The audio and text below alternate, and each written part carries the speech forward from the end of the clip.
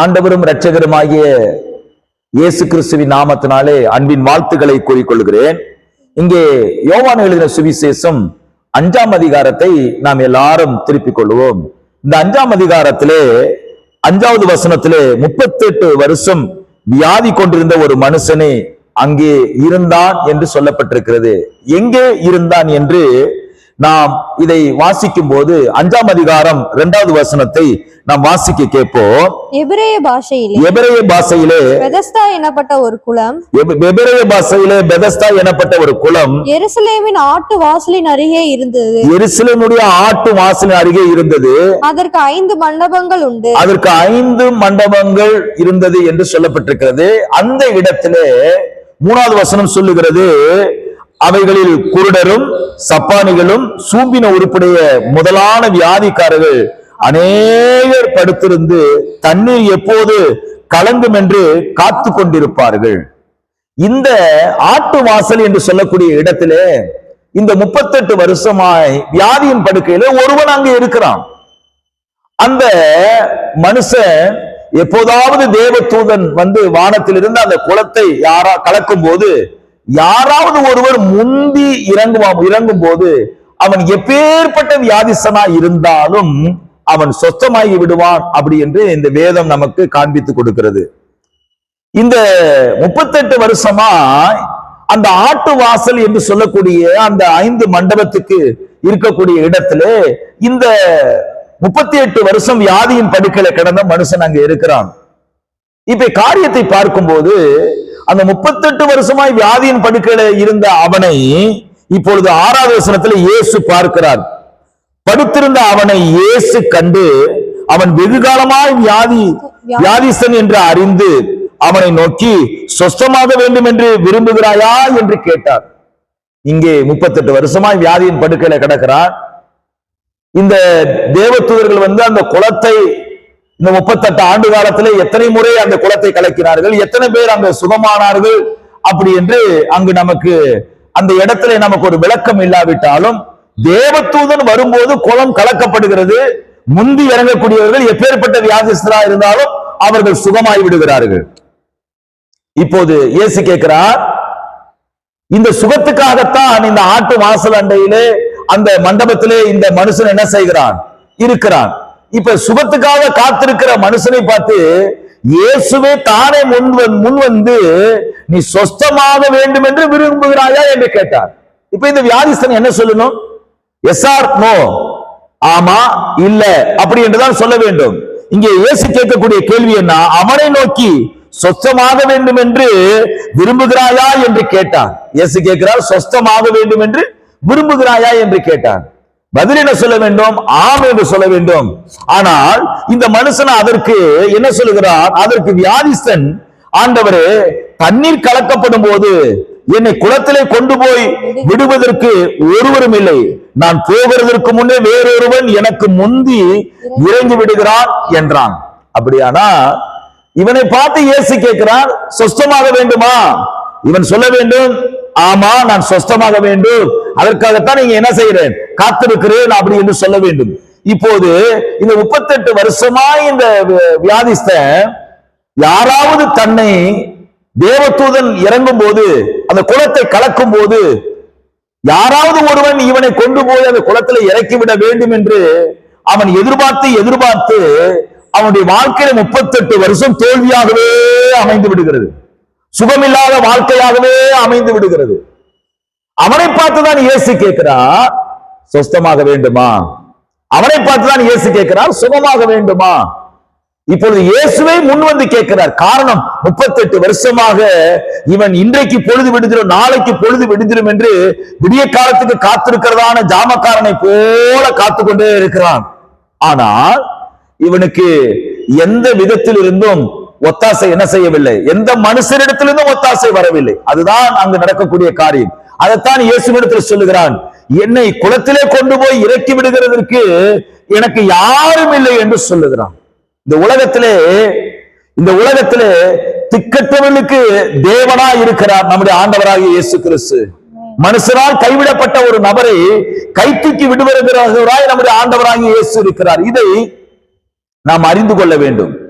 ஒரு மனுஷனுக்கு யாருமே இல்ல, எனக்கு பெருசா சொல்லிக் கொள்ளக்கூடிய உறவுகள் இல்ல, எனக்கு பெருசா சொல்லிக் கொள்ளக்கூடிய அளவுக்கு அண்ணன் தம்பிகள் இல்ல, எனக்கு உதவி செய்யறதுக்கு யாரும் இல்லை என்று இந்த உலகம் இந்த 38 வருஷம் வியாதிசனத்துல இருந்த அதே அனுபவத்தை அநேகர் கொண்டிருக்கிறார்கள்.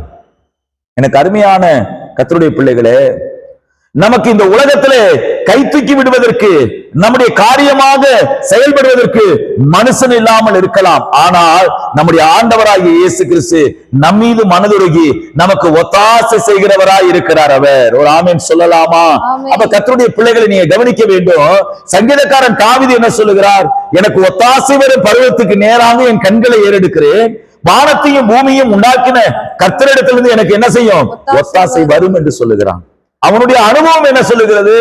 எனக்கு ஒத்தாசை மனுஷனிடத்திலிருந்து இல்ல, எனக்கு ஒத்தாசை கர்த்தரிடத்திலிருந்து மாத்திரம்தான் வரும் என்று அவன் நம்புகிறான். அவன் தான் சொல்லுகிறான், என் காலை அவர் தள்ளாட ஓட்டார், என்னை காக்கிறவர் உறங்கார் அப்படி என்று அவர் மேல வைத்திருந்த நம்பிக்கையை அவன் அனுபவமாக கொண்டிருந்தான். அவன் இங்கே நாம் பார்க்கக்கூடிய காரியம் என்ன? இயேசு கேட்கிறார், சொஸ்தமாக வேண்டுமா? இன்னைக்கு உலகத்திலே நாம் தோற்று போன ஒன்றையே பேசி பேசி பேசி பேசி நாம் மறுபடியாக தோல்வியின் வார்த்தைகளை நம்முடைய நாவிலேயே அடிக்கடி புலங்குகிறதையே நாம் பார்க்க முடியும். இன்னைக்கு அநேகருடைய வாழ்க்கையில கடந்த காலத்துல ஏற்பட்ட தோல்விகளை தான் நாம் என்ன செய்யறோம்? ரொம்ப பார்க்கிறோம். கடந்த காலத்துல நாம் தோல்வியினுடைய அனுபவத்தை தான் நம்ம பேசுகிறோமே தவிர, ஆண்டவர் என்னை கை தூக்கி விட அவர் வல்லவராய் இருக்கிறார், என் பக்கத்தில் இருக்கிறவர் எனக்கு உதவி செய்வதற்கு அவர் உற்சாகமா இருக்கிறார், ஏக்கமா இருக்கிறார் அப்படி என்கின்ற அந்த நம்பிக்கையை மனுஷனிடத்திலே பார்க்க முடியவில்லை. ஏன்? இன்னும் சொல்ல போனால் விசுவாசிகள் இடத்திலே பார்க்க முடியவில்லை. இந்த மனுஷன் கடந்த காலத்தில் ஏற்பட்ட தோல்வி, அவனுக்கு உதவி செய்யாத உதவி அற்ற நிலைமையில கிடக்கிறானே, அதை பத்தி தான் அவன் பேசுகிறான். என்ன சொல்லுகிறான் அவன்? அதற்கு வியாதிஸ்தன், ஆண்டவரே தண்ணீர் கலக்கப்படும் போது என்னை குளத்திலே கொண்டு போய் விடுவதற்கு ஒருவரும் இல்லை. அப்படியானால் உதவியற்ற நிலைமையிலே இவன் இருந்ததை இவன் ஒவ்வொரு நாளும் இயேசு அவன்கிட்ட கேட்டார், சுகமாக வேண்டும் கேட்டார். அதே போல அவனிடத்துல நலம் விசாரிக்கக்கூடிய துணை பேர் வந்து கேட்டிருப்பாங்க. ஆனா நலம் விசாரிக்கக்கூடியவர்கள் அந்த நபருக்கு ஏதாவது உதவி செய்தார்கள் என்றால் இல்லை. ஆனால் இப்போது இந்த வியாதிஸ்தனிடத்தில் விசாரிக்கிறதோடு கூட விலகி போகிறவர் அல்ல, விசாரிக்கிறவர் அவனுக்கு விடுதலையை தருகிறவராய் இருக்கிறார். அவர் விசாரிக்கிறவர் விசாரித்து கடந்து போகிறவர் அல்ல, அவர் விடுதலையை தருகிறவராய் இருக்கிறார். ஏனென்று அவர் நம்மீது மனதுருக்கமுடைய தேவனாய் இருக்கிறார். அவர் இரக்கத்திலே ஐஸ்வர்யம் உள்ள தேவனாய் இருக்கிறார். அவருடைய இரக்கத்துக்கு அளவில்லை என்று சொல்லுகிறது. அப்படி இரக்கமுள்ள தேவன் நம்முடைய தேவனாய் இருக்கிறார். அவர் நம்ம மீது மனதுருக்கமுடையவராய் இருக்கிறார். இந்த மனுஷனை பார்த்து இயேசு அவனை நோக்கி, எழுந்திரு, உன் படுக்கையை எடுத்துக்கொண்டு நட என்றார். அல்லேலூயா. சில நேரங்களிலே சில காரியங்கள் உண்டு, நாம் விசுவாசிக்கும் போது அற்புதம் நடக்கும் என்று சொல்லுகிறோம். நாம் விசுவாசித்தால் தேவனுடைய மகிமையை காண்போம் என்று வேதத்தில் எழுதப்பட்டிருக்கிற வார்த்தையை நாம் விசுவாசிக்கிறோம், நல்லதுதான்.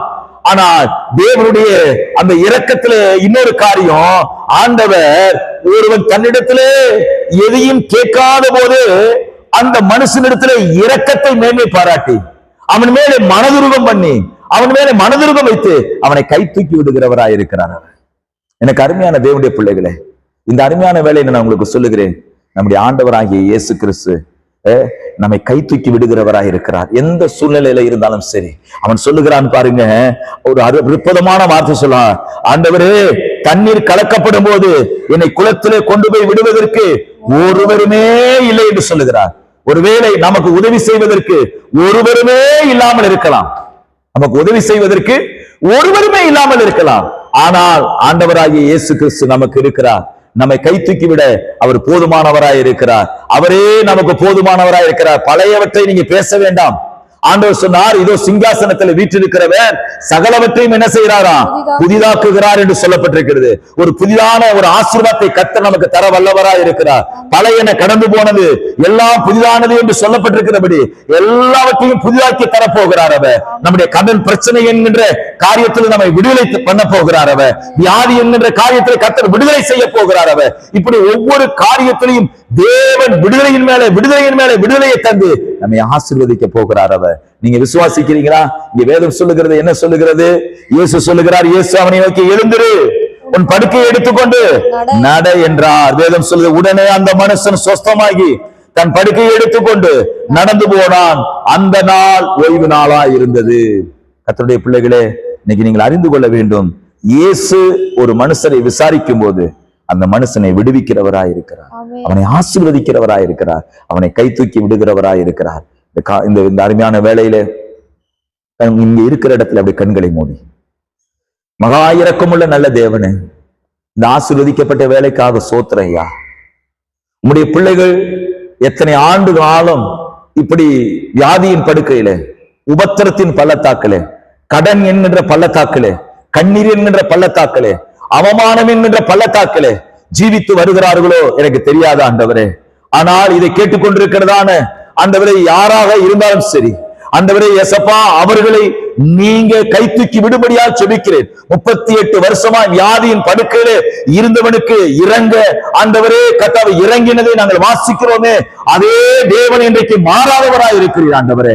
அந்த தேவன் இதை கேட்டுக்கொண்டிருக்கிற ஒவ்வொரு பிள்ளைகள் மேலையும் ஆண்டவரே ஒரு விடுதலையின் ஆவியை ஊற்றுவீராக, ஒரு விடுதலையின் அபிஷேகத்தை ஊற்றுவீராக, எல்லா காரியத்திலிருந்து பிள்ளைகளை விடுவித்து ஆசீர்வதிப்பீராக ஆண்டவரே. பிள்ளைகள் மேல இப்போது ஒரு ஸ்பெஷல் ஆண்டவரே அனாயிண்டிங்கை ஆண்டவரே நாங்கள் ரிலீஸ் பண்ணுகிறோம் ஆண்டவரே. தேவன் பிள்ளைகளை ஆசீர்வதிப்பீராக, அவர்களை ஆண்டவரே மகிமை உள்ளவர்களாக ஆண்டவரே, இதுவரைக்கும் நடக்க முடியாமல் இருந்த காரியங்கள் எதுவாக இருந்தாலும் சரி ஆண்டவரே எழுந்து நடக்கத்தக்கதாக, தேசத்தில் எல்லாருக்கும் முன்பாக இயேசு எனக்கு விடுதலையை தந்தார் என்று அறிக்கை செய்யத்தக்கதாக தேவன் கிருபை செய்யுங்க. உடைய கரத்திலே ஒப்பு கொடுக்கிறோம், ஆசீர்வதிப்பீராக இயேசு மூலம் பிதாவே. ஆமென், ஆமென், ஆமென். God bless you. கர்த்தர் உங்களை ஆசீர்வதிப்பாராக.